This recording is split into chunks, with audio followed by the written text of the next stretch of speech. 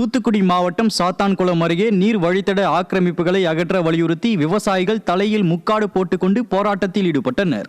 ஓடை பகுதிகளில் முட்செடிகள் நிறைந்து ஆக்கிரமித்துள்ளதால் செட்டி குளத்திற்கு மழைநீர் வருவதில் சிக்கல் ஏற்பட்டுள்ளது.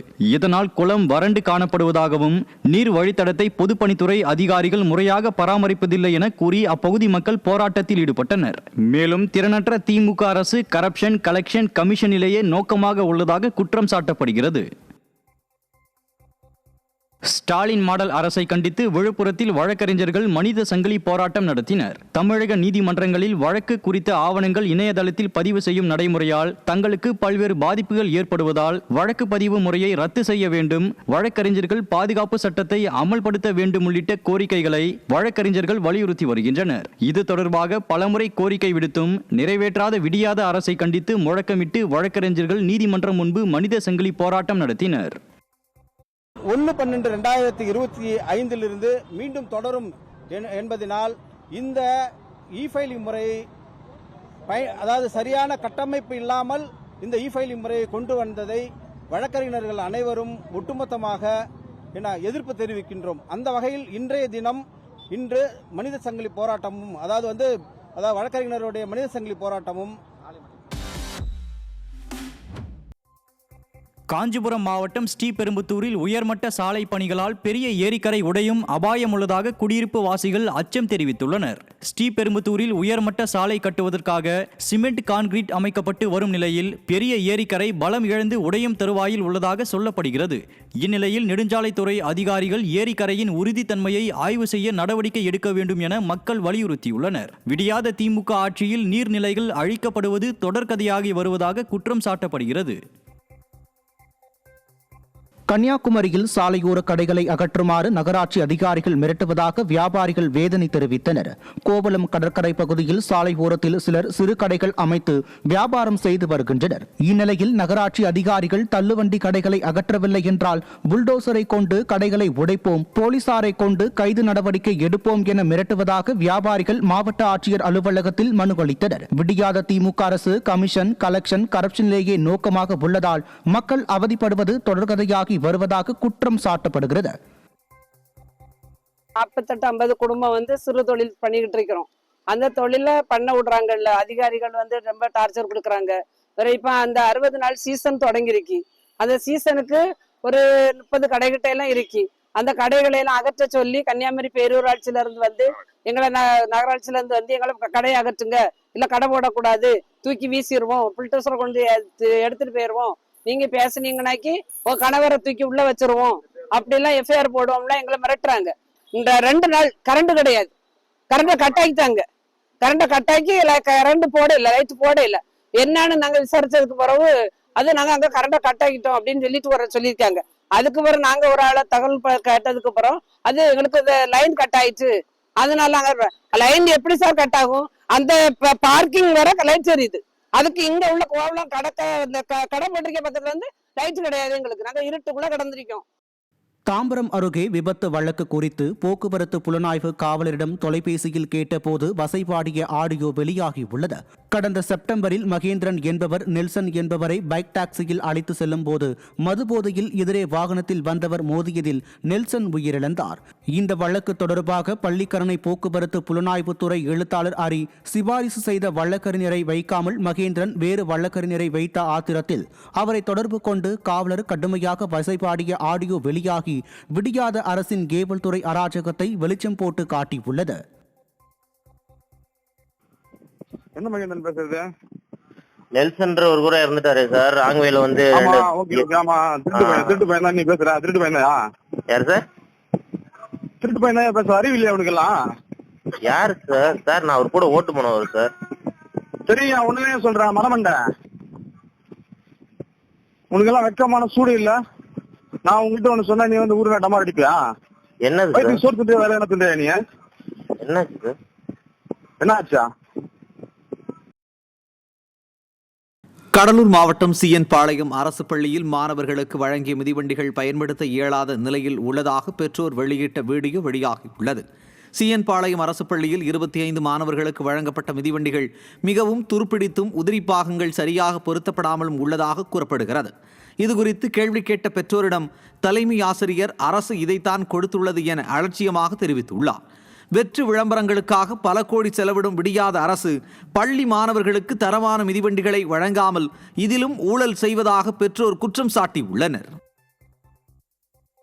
இலவச வண்டி வழங்கிய விடியா திமுக அரசின் சாதனை. கடலூர் மாவட்டம் சீயன்பாளையம் அரசு மேல்நிலைப் பள்ளியில் இன்று வழங்கிய இலவச மிதிவண்டி இது போன்று உள்ளது என்று எச்சமிடம் கேள்வி கேட்டதற்கு அது அரசு வழங்கியது, நாங்கள் என்ன செய்வது என்று கூறுகிறார்கள். இதுதான் எங்களின் அரசின் சாதனையா? சேலம் மாவட்டம் சங்ககிரியை அடுத்த மோட்டூர் கோயில் கும்பாபிஷேகத்தையொட்டி தீர்த்தக்குட ஊர்வலம் நடைபெற்றது. ஸ்ரீ சித்தேஸ்வரன், ஸ்ரீ பெருமாள் திருக்கோயில்களில் மகா கும்பாபிஷேக விழா வரும் 30ஆம் தேதி விமர்சையாக நடைபெறுவதையொட்டி அதற்கான தீர்த்தக்குட ஊர்வலம் வெகு சிறப்பாக நடைபெற்றது. இதையொட்டி மேட்டாங்காடு காவிரி ஆற்றுக்கு சென்ற பக்தர்கள் புனித நீராடி தீர்த்தங்களை குடங்களில் எடுத்துக்கொண்டு பம்பை மேலதாளங்கள் முழங்க ஊர்வலமாக கோவிலை வந்தடைந்தனர்.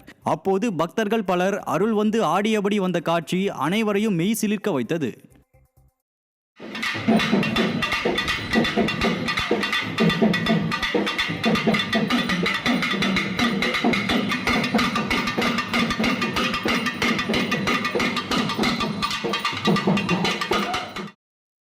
கோவை மாவட்டம் கவுண்டம்பாளையம் அரசு வீட்டு வசதி வாரிய அடுக்குமாடி குடியிருப்பில் திருட்டு சம்பவங்கள் அரங்கேறியது அதிர்ச்சியை ஏற்படுத்தியது. 14 மாடிகள் கொண்ட இந்த குடியிருப்பில் 7க்கும் மேற்பட்ட வீடுகளில் பூட்டுகள் உடைக்கப்பட்டு நகை, பணம் திருடப்பட்டது அதிர்ச்சியை ஏற்படுத்தியுள்ளது. விடியாத திமுக ஆட்சியில் ஏவல் துறையினர் கும்பகர்ணனை விட கொடிய தூக்கத்தில் உள்ளதால் திருட்டு சம்பவங்கள் அதிகரித்துள்ளதாக குற்றம் சாட்டப்படுகிறது. திருச்சி மாவட்டம் துறையூரில் அடிப்படை வசதிகள் செய்து தராத நகராட்சி நிர்வாகத்தை கண்டித்து அப்பகுதி மக்கள் முற்றுகை போராட்டத்தில் ஈடுபட்டனர். துறையூர் நகராட்சிக்குட்பட்ட 23வது வார்டில் 1400க்கும் மேற்பட்டோர் வசித்து வரும் நிலையில் சாலை, மின்விளக்கு உள்ளிட்ட அடிப்படை வசதிகள் செய்து தரப்படவில்லை என சொல்லப்படுகிறது. இதுகுறித்து பலமுறை புகார் அளித்தும் நடவடிக்கை இல்லை என கூறி நகராட்சிக்கு எதிரான முழக்கங்களை எழுப்பி அப்பகுதி மக்கள் முற்றுகை போராட்டத்தில் ஈடுபட்டனர். விடியாத திமுக ஆட்சியில் ஊராட்சி அதிகாரிகளின் அலட்சியத்தால் மக்கள் அவதிப்படுவது தொடர்கதை வருவதாக குற்றம் சாட்டப்படுகிறது. 23வது வார்டிலிருந்து பேசுகிறோம். இந்த 1969 உருவான இந்த காமராஜர் காலனியில் இதுவரை எந்த ஒரு அடிப்படை வசதி செய்து தரப்படவில்லை. 1453 வாக்குகள் இருக்குது. இந்த நகராட்சிக்கு ஒரு சாக்கடை வசதியோ, மின்சார வசதியோ, கழிவுநீர் கால்வாய் எதுவுமே செஞ்சு தரப்படவில்லை.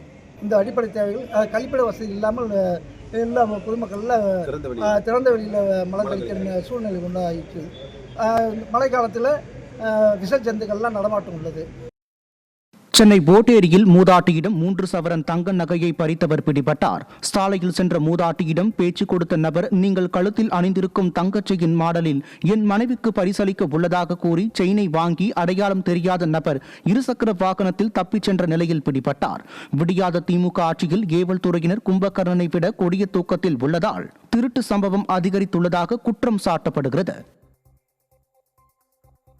சென்னையில் பள்ளி மாணவர்கள் ரூட்டுத்தள கலாச்சாரத்தை கையில் எடுத்துக்கொண்டு அரசு பேருந்துகளில் அட்டகாசம் செய்வதாக குற்றச்சாட்டு எழுந்துள்ளது. மாங்காட்டில் இருந்து பூந்தமல்லி அரசு பள்ளிக்கு வருகை தரும் மாணவர்கள் கல்லூரி மாணவர்களைப் போன்று ரூட்டுத்தள கலாச்சாரத்தை கையில் எடுத்துக்கொண்டு பேருந்தின் படிக்கட்டில் தொங்கியவாறு செல்வது, வேகமாக செல்லும் பேருந்தில் ஓடி வந்து ஏறுவது என ஓட்டுநர் மற்றும் பயணிகளுக்கு அச்சம் ஏற்படுத்தும் வகையில் நடப்பதாக கூறப்படுகிறது. அசம்பாவிதம் எதுவும் ஏற்படும் முன் அப்பா முதல்வரின் பள்ளிக்கல்வித்துறை மற்றும் ஏவல் துறை உரிய நடவடிக்கை எடுக்குமாறு பொதுமக்கள் எச்சரித்தனர்.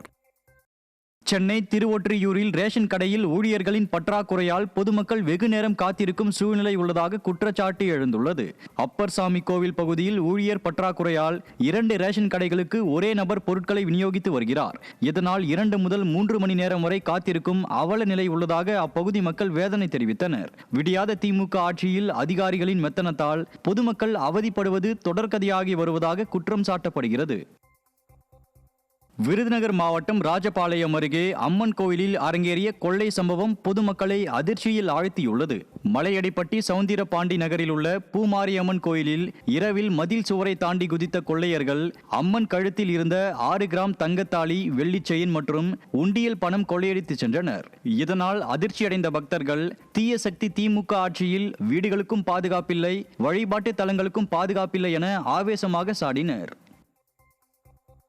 கோவையில் ஒர்க் ஷாப்பில் ஏற்பட்ட தீ விபத்தால் கார்கள் எரிந்து சேதமடைந்தன. ரத்தினபுரி புதுப்பாலம் அருகில் உள்ள தனியார் கார் ஒர்க் ஷாப்பில் திடீரென தீ விபத்து ஏற்பட்டது. உடனடியாக அங்கு பணிபுரிந்தவர்கள் தீயை அணைக்க முற்பட்டதில் தீ வேகமாக பரவியதாக சொல்லப்படுகிறது. இந்நிலையில் தீயணைப்பு துறையினருக்கு தகவல் கொடுக்கப்பட்ட நிலையில் அவர்கள் தாமதமாக வந்ததால் கார்கள் தீயில் எரிந்து சேதமடைந்தன. விடியாத திமுக ஆட்சியில் தீயணைப்பு துறையினரின் அலட்சியத்தால் மக்கள் அவதிப்படுவது தொடர்கதையாகி வருவதாக குற்றம் சாட்டப்படுகிறது. ராமநாதபுரம் மாவட்டம் ராமேஸ்வரத்தில் பலத்த காற்று வீசியதில் மரம் முறிந்து சுற்றுலா வாகனத்தின் மீது விழுந்ததில் அதிர்ஷ்டவசமாக உயிர் சேதம் தவிர்க்கப்பட்டது. டிட்வா புயல் காரணமாக ராமேஸ்வரம் பகுதியில் மணிக்கு 60 கிலோமீட்டர் வேகத்தில் காற்று வீசி வருகிறது. இந்நிலையில் புளிய மரம் ஒன்று முறிந்து சுற்றுலா வேன் மீது விழுந்ததில் வேனின் முகப்பு பகுதி உடைந்து சேதமடைந்த நிலையில் நல்வாய்ப்பாக உயிர் சேதம் தவிர்க்கப்பட்டது. விடியாத திமுக அரசு பருவமழை காலத்திற்கு முன் முறிந்து விழும் நிலையில் உள்ள மரங்களை அகற்ற தவறியதால் இதுபோன்ற விபத்துக்கள் நிகழ்வது தொடர்கதையாகி வருவதாக குற்றம் சாட்டப்படுகிறது.